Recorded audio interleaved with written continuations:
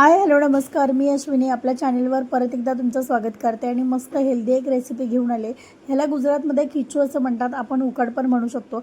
पटकन याची रेसिपी बघूया, पण त्याआधी आपल्या चॅनलला सबस्क्राईब केलं नसेल तर सबस्क्राईब करून घ्या। लाईक शेअर कमेंट नक्की करा। चला तर मग एका पॅनमध्ये मी पाणी ठेवणार आहे। आता हे पाणी आपल्याला तांदळाचं पीठ लागणार आहे। ज्या वाटीने आपण पीठ घेणार आहे त्याच वाटीने 3 वाटी आपल्याला पाणी घ्यायचं आहे। पाणी व्यवस्थित उकळू द्यायचं। पाणी उकळल्यानंतर काही बेसिक गोष्टी त्यामध्ये टाकायच्या आहेत। तर 1 चमचा मी जिरे टाकलेत। जिरे छान उकळू द्यायचे, पाण्याबरोबरच सगळ्या गोष्टी उकळू द्यायच्यात आपल्याला। एक अर्धा चमचा ओवा आहे जो मी हातावर थोडासा असा कुस्करून टाकलाय, म्हणजे त्याचा फ्लेवर छान येईल। आता यामध्ये आपल्याला 2 हिरव्या मिरच्या ज्या टेचून टाकायच्या। तिखटाचं प्रमाण तुमच्या आवडीनुसार कमी जास्त करा, पण ह्या बऱ्यापैकी तिखट होत्या त्यामुळे मी 2च मिरच्या घेतल्यात। आता ही छान उकळी काढून घ्यायचं। यामध्ये आता आपल्याला चवीपुरतं मीठ टाकायचं आहे।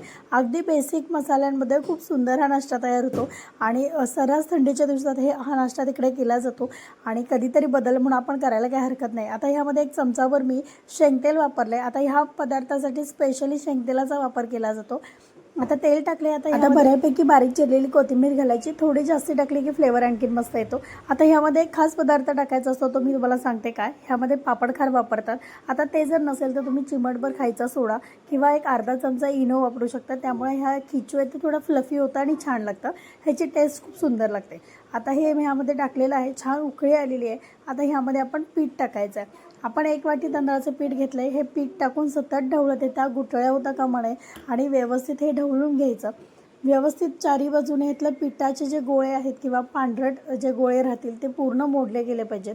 पूर्ण व्यवस्थित एकसार हलवून घ्यायचं ते, म्हणजे त्यातल्या गुठळ्या मोडल्या जातील आणि आपल्याला हवं तसं सतत 5 मिनिटं ढवळत मी यातल्या गुठळ्या सगळ्या मोडून घेतल्यात आणि ह्याला आपण एक छान वाफ काढायची आहे।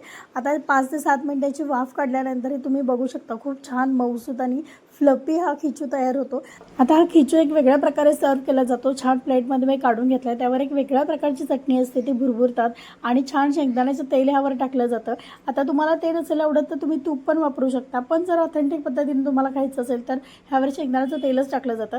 बरं, ही रेसिपी कशी झाली मला कमेंटमध्ये सांगायला विसरायचं। अजून सबस्क्राईब केलं नसेल तर पटकन सबस्क्राईब करा आणि फेसबुकवर बघत